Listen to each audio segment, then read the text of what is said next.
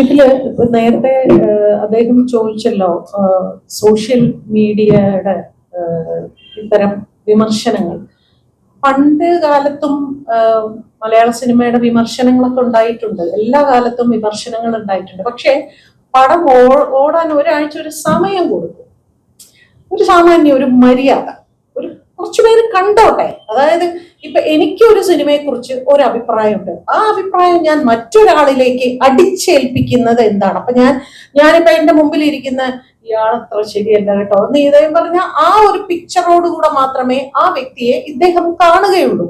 അതങ്ങനെയല്ലല്ലോ.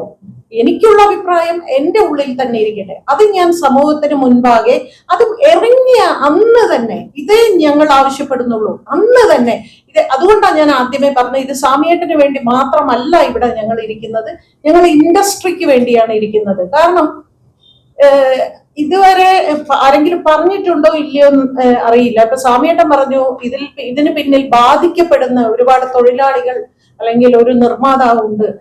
സാംസ്കാരിക ക്ഷേമനിധി ബോർഡിന്റെ ചെയർമാൻ ആയിരുന്നു ശ്രീ സുരേഷ് കുമാർ. ഞാൻ ബോർഡ് മെമ്പർ ആയിരുന്നു. ഞങ്ങൾക്കറിയാം, ഒരു സിനിമ ഓടുമ്പോ 10 രൂപയാണ് ക്ഷേമനിധി ബോർഡിൽ, 3 രൂപ അല്ലെ, 3 രൂപയാണ് നമുക്ക് ക്ഷേമനിധി ബോർഡിലേക്ക് വരുന്നത്. ഈ 3 രൂപയിൽ നിന്ന് 3 രൂപ ഓരോ ആള് ടിക്കറ്റ് എടുക്കുമ്പോഴും ആ 3 രൂപ കൂട്ടി വെച്ച് എമൗണ്ട് വെച്ച് സിനിമാക്കാർ മാത്രമല്ല ഇവിടെ ജീവിക്കുന്നത്. എനിക്കറിയാം, ഞങ്ങളുടെയൊക്കെ ഗ്രൂപ്പില് 4-ാം തീയതി ആയി, പൈസ വന്നില്ല, മരുന്ന് വാങ്ങിക്കണം എന്ന് ചോദിക്കുന്ന ആൾക്കാരുണ്ട്. അപ്പൊ ഒരു സിനിമ ഓടുമ്പോ നമുക്ക് ഈ സിനിമ തിയേറ്ററിൽ ഓടിപ്പോ ലോക്ക്ഡൌൺ സമയത്ത് ആദ്യം കുറെ നാൾ കൊടുക്കാനുള്ള ഫണ്ട് ഉണ്ടായിരുന്നു. അത് കഴിഞ്ഞ് ഫണ്ട് ഇല്ലാതായപ്പോ, കാരണം തിയേറ്ററിൽ സിനിമ വരുന്നില്ല. പിന്നീട് ഗ്രാജുവൽ ആയിട്ട് വന്ന് കാന്താര പോലുള്ള സിനിമകൾ വന്നപ്പോ നമുക്കൊക്കെ ഏത് ഭാഷയുമാകട്ടെ തിയേറ്ററിൽ ആളുകൾ നിറഞ്ഞ് ഓടുമ്പോ ഇതിൽ നിന്ന് സന്തോഷമായി ഒരു നേരത്തെ പിന്നെ അവരവരുടെ അസുഖങ്ങൾക്ക്, അത് നിങ്ങൾ വിചാരിക്കണ മാതിരി സിനിമാക്കാർ മാത്രമല്ല, ഓട്ടംതുള്ളൽ, കഥകളി, കൂടിയാട്ടം, ചാക്യാർ കൂത്ത്, നാഗസ്വരം, ദവില്, മദ്ദളം എന്ന് വേണ്ട എല്ലാ കലാകാരന്മാരും അല്ലെ, എല്ലാ കലാകാരന്മാർക്കും ഈ സിനിമ ഓടുമ്പോൾ അതിൽ നിന്ന് കിട്ടുന്ന ഈ 3 രൂപയിൽ നിന്നാണ് ഓരോരുത്തർക്ക് ഇത് 3700-ലധികം ആളുകൾ ഈ എമൗണ്ട് വാങ്ങുന്നുണ്ട് എന്നുള്ളതാണ് സത്യം. എത്ര ആൾക്കാർ! അപ്പൊ ഒരു സിനിമ ഒരാൾക്ക്, ഇപ്പൊ ഞാൻ ചോദിക്കട്ടെ, ഏതൊരു വ്യക്തി, ഞാനിപ്പോ ഒരാളുടെ പേര് പറഞ്ഞ് ആ ആൾക്ക് ഒരു വലിയ പ്രശസ്തി ഉണ്ടാക്കാൻ ഞാൻ ആഗ്രഹിക്കുന്നില്ല. ആ പിന്നെ ഒരു സിനിമയെ കുറിച്ച് സിനിമ കണ്ട് 11 മണിക്ക് സിനിമ കണ്ടു, 2 മണിക്കുള്ളിൽ ആ റിവ്യൂ ഇടുന്ന ഒരാള് ഒരു സിനിമ നല്ലതാണ്, ഗംഭീര സിനിമയായിരുന്നു എന്ന് പറയുമ്പോൾ അതിന് താഴെ കമന്റ് ഇടുന്നവരോ അത് കണ്ടവരോ കൂടിപ്പോയ ഒരു 100 പേരോ 200 പേരോ ഉണ്ടാവും. അതേസമയം ഒരു മോശം സിനിമയാണ് എന്ന് ഇടുമ്പോ ഭയങ്കരമായിട്ട് അതിന്റെ റിവ്യൂ ഇടുന്നു, അത് ഷെയർ ചെയ്യുന്നു, അതിന്റെ കമന്റ്. അപ്പൊ ഈ നെഗറ്റിവിറ്റിക്കാണ് ഏറ്റവും അധികം ഇവിടെ പ്രചരണം കൂടുന്നത്. അപ്പൊ ഈ ആൾ എന്തിനാണ് ഇങ്ങനെയുള്ളവർ, ഇങ്ങനെ വിമർശിക്കുന്നവർ എന്തിനാണ്? അവർ പൈസ ഉണ്ടാക്കാനാണല്ലോ. അവർക്ക് ഈ യൂട്യൂബിൽ കൂടി ആൾക്കാർ ഇതിങ്ങനെ കാണുമ്പോൾ അവർ പണം ഉണ്ടാക്കുകയാണ് ചെയ്യുന്നത്. അത് തന്നെയല്ലേ, നമ്മൾ ജീവിക്കാൻ വേണ്ടി തന്നെയല്ലേ ഒരു സിനിമ ചെയ്യുന്നത്. ആ സിനിമയിൽ കൂടി സിനിമ നിർമ്മിച്ച നിർമ്മാതാവ്, സംവിധായകൻ, അസിസ്റ്റന്റ് ഡയറക്ടേഴ്സ്, ചായ കൊടുക്കുന്നവർ മുതൽ ഈ പറഞ്ഞ ക്ഷേമനിധി ബോർഡിൽ ഉള്ളവർ, ഈ 4000 രൂപ പെൻഷൻ വാങ്ങിക്കുന്നത് വരെ ലക്ഷക്കണക്കിന് ആളുകൾ ഈ സിനിമ കൊണ്ട് ജീവിക്കുന്നവരാണ്. എന്നെ സംബന്ധിച്ച് ഞാൻ മനസ്സുകൊണ്ട് എടുത്തിരിക്കുന്ന ഒരു തീരുമാനമാണ്, ഇനി ആരൊക്കെ എന്തൊക്കെ ഒരു സിനിമയെ കുറിച്ച് മോശമായി പറഞ്ഞാലും ഞാൻ തിയേറ്ററിൽ മാത്രമേ സിനിമ പോയി കാണൂ, ഞാൻ OTT-യിൽ കാണില്ല. വീണ്ടും ഒരിക്കൽ കൂടി, ഇപ്പൊ തന്നെ നേരത്തെ പറഞ്ഞ ഇപ്പൊ ദേവദൂതൻ എന്ന് പറയുന്ന സിനിമ, അതുപോലെ എത്രയോ മിഥുനം ഭയങ്കര സക്സസ് ആണ്. എവിടെ? ഓൺലൈൻ മാധ്യമങ്ങളിൽ, യൂട്യൂബിൽ അതിങ്ങനെ കോടിക്കണക്കിന് ആൾക്കാർ കണ്ടോണ്ടിരിക്കുക. തിയേറ്ററിൽ അധികം പോയിട്ടില്ല. ദേവദൂതൻ തിയേറ്ററിൽ അധികം പോയിട്ടില്ല. പക്ഷെ കാലങ്ങൾക്ക് ശേഷം അതിന്റെ ടേസ്റ്റ് മാറുന്നു എന്ന് പറയുന്ന മാതിരി ഒരു ചെറിയ വാക്കുകൊണ്ട് ഒന്നും ആലോചിക്കാതെ ചെയ്യുന്ന ഇത്തരം വിമർശനങ്ങൾ, താങ്കൾക്ക് വിമർശിക്കാനുള്ള എല്ലാ അവകാശങ്ങളും ഉണ്ട്. പക്ഷെ ഒരാഴ്ച ഒരു സമയം കൊടുക്കുക. ഇതൊരു എല്ലാവരും ഇവിടെ സ്പീൽബർഗ് ഒന്നും അല്ല, എല്ലാവരും സാധാരണ ആൾക്കാരാണ്. അപ്പൊ ഇങ്ങനെ 100% ബെസ്റ്റ് സിനിമ എന്ന് പറയുന്നത് അപൂർവത്തിൽ അപൂർവം മാത്രമേ സംഭവിക്കൂ. അപ്പൊ അത് പടങ്ങൾ ഓടട്ടെ, എല്ലാവരും ഇവിടെ ജീവിക്കട്ടെ. ഇങ്ങനെ താങ്കൾ മാത്രം, ഇത്തരം വീഡിയോ ചെയ്യുന്നവർ മാത്രം ഇങ്ങനെ ഇത് ഇട്ട് ലക്ഷക്കണക്കിന് ആൾക്കാരുടെ റിവ്യൂസും ഷെയറിങ്ങും കൊണ്ട് ജീവിക്കുന്നു.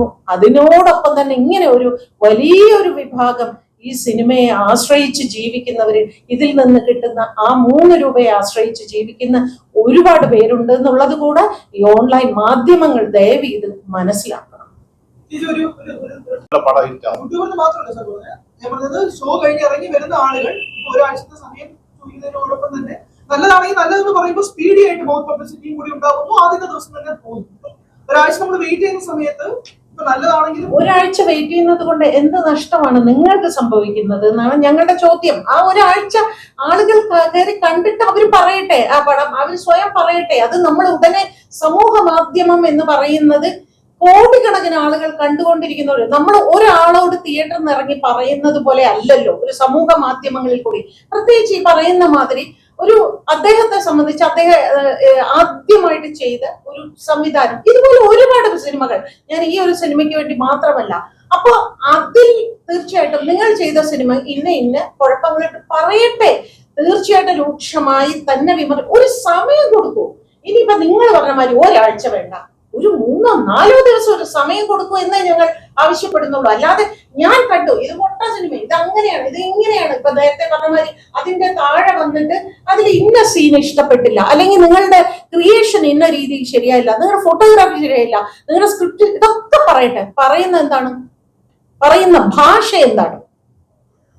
തേറി വിളിയാണ്.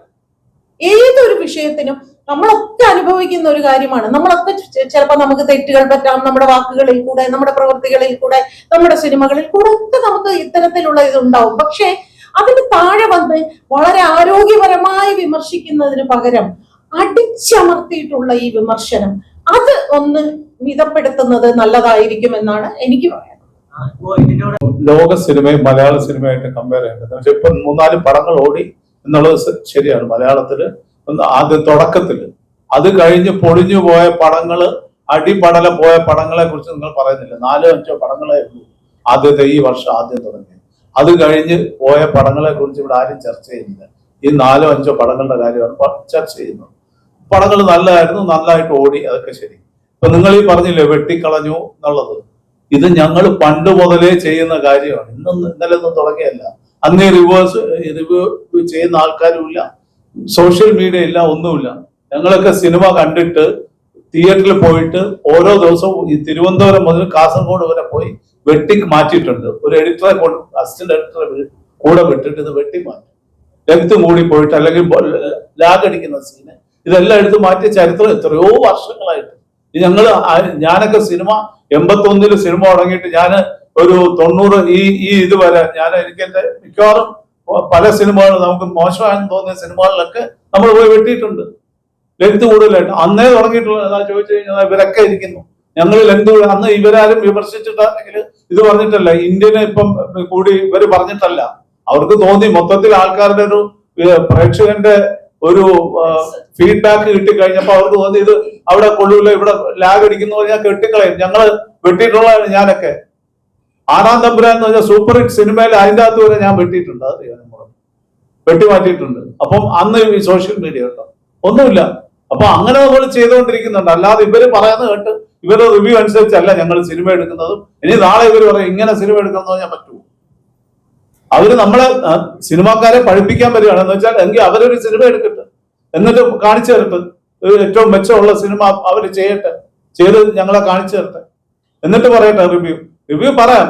ഞാൻ പറഞ്ഞില്ല, ഭാഗ്യലക്ഷ്മി നേരത്തെ പറഞ്ഞ പോലെ ഒരു സമയം കൊടുത്തിട്ട് പറയും. ഇത് പിറകി ഉടനെ ഇതൊരു തല്ലിപ്പൊളി പടമാണ്, ഇത് ഒരു വായിക്ക് കൊള്ളൂല, മറ്റേ അങ്ങനെയാണോ ഒരു പടത്തിനെ കുറിച്ച് പറയുന്നത്? കൊള്ളൂല, എനിക്ക് ഇഷ്ടപ്പെട്ടില്ല എന്ന് പറഞ്ഞിട്ട് പോട്ടെ. അത് കഴിഞ്ഞിട്ട് അങ്ങനെ പോയിട്ട് എവിടെ വേണോ 4-5 ദിവസം കഴിഞ്ഞ് ഈ ഒരു റിവ്യൂ നടത്തട്ടെ. ഒരു പ്രൊഡ്യൂസർ മുടക്കുന്ന കാശ്, കോടിക്കണക്കിന് രൂപയുടെ കാശ് മുടക്കിയ ഒരു സാധനമാണ് വന്നു നിന്നുകൊണ്ട് ഒരു ക്യാമറയുടെ ഒരു ചെറിയ ഒരു മൊബൈൽ ക്യാമറ വെച്ചിട്ട് അതിന്റെ മുമ്പിൽ നിന്നുകൊണ്ട് പറയുന്ന ഇത് ഒരു വായിക്ക് കൊള്ളൂല, ഇത് മോശമാണെന്ന് പറയുമ്പോൾ അത് എന്തുമാത്രം നെഗറ്റീവായിട്ട് ബാധിക്കുന്നു. എത്ര ഒരു പ്രൊഡ്യൂസറുടെ ചങ്കിലിട്ട് കുത്തുന്ന പോലാണ്, അയാളുടെ ജീവിതമാർഗമാണ് കളഞ്ഞു കുളിക്കുന്നത്. അതാണ് നമ്മൾ പറയുന്നത്. ഇവർ അത് തന്നെ വിമർശിച്ചോട്ടെ, എന്തിനെ വിമർശിക്കാം, നമുക്ക് അതിനുള്ള എല്ലാ സ്വാതന്ത്ര്യവും എന്തിനേയും ഭരണഘടന തന്നിട്ടുണ്ട്. പിന്നെ എന്തിനാണ് അതിന് സമയവും സന്ദർഭവും ഒക്കെ ഉണ്ടല്ലോ, അത് നോക്കി ചെയ്യട്ടെ. നമ്മളിപ്പോ ഈ ഒരു സിനിമയുടെ കാര്യം സംസാരിക്കാൻ വന്നിട്ട് നമ്മൾ വേറൊരു ട്രാക്കിലോട്ട് നീങ്ങും, തിരിച്ചതിലോട്ട് പിടിച്ചു. അവരെ ഫോളോ ചെയ്താണ് പിടിച്ചിരിക്കുന്നത്. ഇത് നമ്മൾ മാത്രം വിചാരിച്ചാൽ നടക്കില്ല. തിയേറ്ററുകാരും ജാഗ്രത പുലർത്തിയാലും നടക്കും. തിയേറ്ററിന്റെ കളക്ഷനാണ് പോകുന്നത്. ഞാൻ കഴിഞ്ഞ ദിവസം ഒരു സിനിമ കാണാൻ പോകുമ്പോൾ ഞാനും എന്റെ ഫാമിലിയും പുറകിരിക്കുമ്പോൾ ഫ്രണ്ടിലിരിക്കുന്ന 4 പേര് ഒരു തമിഴ് പടമാണ്. അത് തുടങ്ങുമ്പോൾ എടുത്തു വെച്ച് 4 പേരും അങ്ങ് ഷൂട്ട് ചെയ്ത് തുടങ്ങുക. 4 പേര് ഞാൻ ചാടി എണീറ്റ് ഞാൻ പറഞ്ഞു ഇവിടെ ചെയ്യാൻ ഒക്കില്ല എന്ന് പറഞ്ഞപ്പോ ഒരുത്തൻ എന്റെ അടുത്ത് പറയാണ് താൻ കൊണ്ടുപോയി കേസ് കൊടുന്നു. ഒന്ന് ആലോചിച്ച് നോക്കണേ. ഞാൻ പറഞ്ഞു ഇപ്പൊ കാണിച്ചു തരാം, ഞാൻ ഇപ്പൊ പോലീസിനെ വിളിക്കും എന്ന് പറഞ്ഞപ്പോ ഞാൻ അപ്പൊ വിളിച്ചേനെ. വെറുതെ അപ്പോഴത്തേക്ക് അവർ നിർത്തിയിട്ട് ഇടയ്ക്കിടയ്ക്ക് എന്നിട്ട് പറയാണ് ഞങ്ങൾ വെറുതെ ഒരു ഷോട്ടേ എടുത്തോളൂ. ഒരു ഷോട്ട് പോലും എടുക്കാൻ അവർക്ക് അർഹതയില്ല, അവർക്ക് പറ്റത്തുമില്ല, അംഗീകാരമില്ല. അത് ഓരോരുത്തരങ്ങ് ചെയ്യുക, അതിന്റെ കുറെ ക്ലിപ്പ് എടുക്കുക, എന്നിട്ടും ഇടയ്ക്കിടയ്ക്ക് ഇരുന്ന് ഇത് ചെയ്യുന്നുണ്ട്. പിന്നെ അവര് ഇന്റർവെല്ലിൽ എന്നെ കണ്ടതിന് ശേഷമാണ് അവർക്ക് മനസ്സിലായി ഞാൻ ഇന്നാരാണെന്ന് മനസ്സിലായതിനു ശേഷമാണ് അവർ പിന്നെ അത് മിണ്ടായിരുന്നത്. അപ്പൊ ഇത് എല്ലായിടത്തും നടക്കുന്നുണ്ട്. അപ്പൊ തിയേറ്ററുകാർ ഞാൻ മാത്രമല്ല തിയേറ്ററിൽ പോയി നോക്കാൻ ഒക്കില്ല. തിയേറ്റർ കണ്ടോണ്ടിരിക്കുന്ന പ്രേക്ഷകനും ഇതിനു വേണ്ടി അവർ ഉത്തരവാദിത്വമുണ്ട്. ഇത് റിപ്പോർട്ട് ചെയ്യാൻ ഒന്നുമില്ലെങ്കിലും തിയേറ്ററിലെ ഉടമസ്ഥന്റെ അടുത്ത് പോയി പറയാം. തിയേറ്റർ ഉടമയ്ക്ക് ഒരു റെസ്പോൺസിബിലിറ്റി ഉണ്ട് എന്ന് വെച്ചാൽ ആരൊക്കെ ഇടയ്ക്കിടയ്ക്ക് പോയി നോക്കണം ആരെങ്കിലും ഇത് ചെയ്യുന്നുണ്ടോ. ഏരീസ് പ്ലസിൽ പോലീസിന്റെ സൈബർ സെക്യൂരിറ്റി വന്നിട്ട് അവര് ബുക്ക് ചെയ്തത് ട്രാക്ക് ചെയ്ത് പോയിട്ടാണ് പിടിച്ചിരിക്കുന്നത്. അല്ലാതെ ആ തിയേറ്റർ ഉടമ പോയി പറഞ്ഞിട്ടല്ല, ട്രാക്ക് ചെയ്ത് പോയിട്ടാണ് പിടിച്ചിരിക്കുന്നത്. അപ്പൊ അവർക്കും ഒരു റെസ്പോൺസിബിലിറ്റി ഉണ്ട് ഇത് ഈ തിയേറ്ററിൽ ഇത് എടുക്കാതിരിക്കാൻ വേണ്ടിയിട്ട്. എത്ര നിങ്ങളൊന്ന് ആലോചിച്ച് നോക്കണം. പിന്നെ ടെലഗ്രാം പോലെ ഒരു ആപ്പ്, അതിന്റെ അകത്ത് ഇത് മുഴുവൻ ഞങ്ങളിപ്പം ഫിലിം ഫെഡറേഷൻ ഓഫ് ഇന്ത്യയുടെയും സൗത്ത് ഇന്ത്യൻ ഫിലിം ചേംബറിനെയും കൂടെ വലിയൊരു മീറ്റിംഗ് ഉണ്ടായിരുന്നു ബാംഗ്ലൂരിൽ വെച്ച്. ഞങ്ങൾ ഈ ആപ്പ് നിരോധിക്കണം എന്നും പറഞ്ഞ ഒരു ക്യാമ്പയിനിങ് തുടങ്ങാൻ പോവാണ്. ടെലഗ്രാം ആപ്പ് എന്ന് പറയുന്നത് ഇങ്ങനെ വരുന്ന അതിന്റെ അകത്തു നിന്നുള്ള അവരാണ് ഏറ്റവും കൂടുതൽ അപ്ലോഡ് ചെയ്യുന്നത്. അപ്പൊ ഞങ്ങൾ ഇവരുമായിട്ട് കേന്ദ്ര ഗവൺമെന്റുമായിട്ട് അതിന് വേണ്ടിയിട്ടുള്ള ഒരു നീക്കങ്ങൾ നടത്താൻ പോവാം. അത് നടക്കുമോ നടക്കാതിരിക്കും, എന്തായാലും നമ്മൾ ചെയ്യാൻ പോവാം. അല്ല പടം റിലീസ് ഒരു മണിക്കൂറിനകത്ത് വരും. എല്ലാ പടങ്ങളും വരുമല്ലേ. ഇത് പോയിരുന്നു ഇപ്പൊ നമ്മൾ എല്ലാ സ്ഥലത്തും റിലീസ് എവിടെ പോയിരുന്നു ഏതോ ഒരുത്തന്നെ എടുത്തിട്ട് അത് ലോഡ് ചെയ്യാണിത്.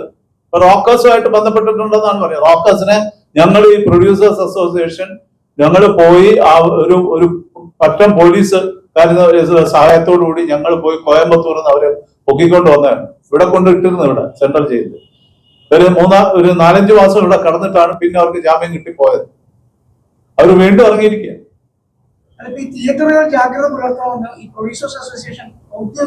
തീർച്ചയായിട്ടും പറയും. ഇപ്പൊ നാളെ മറ്റന്നാൾ ഞങ്ങളുടെ ജനറൽ ബോഡി യോഗം ഉണ്ട്, അതിൽ ഞങ്ങൾ സംസാരിക്കും, അതിന്റെ കാര്യങ്ങളും സംസാരിക്കും. തിയേറ്ററുകാർ കുറച്ചും കൂടി ജാഗ്രത പുറത്തുക.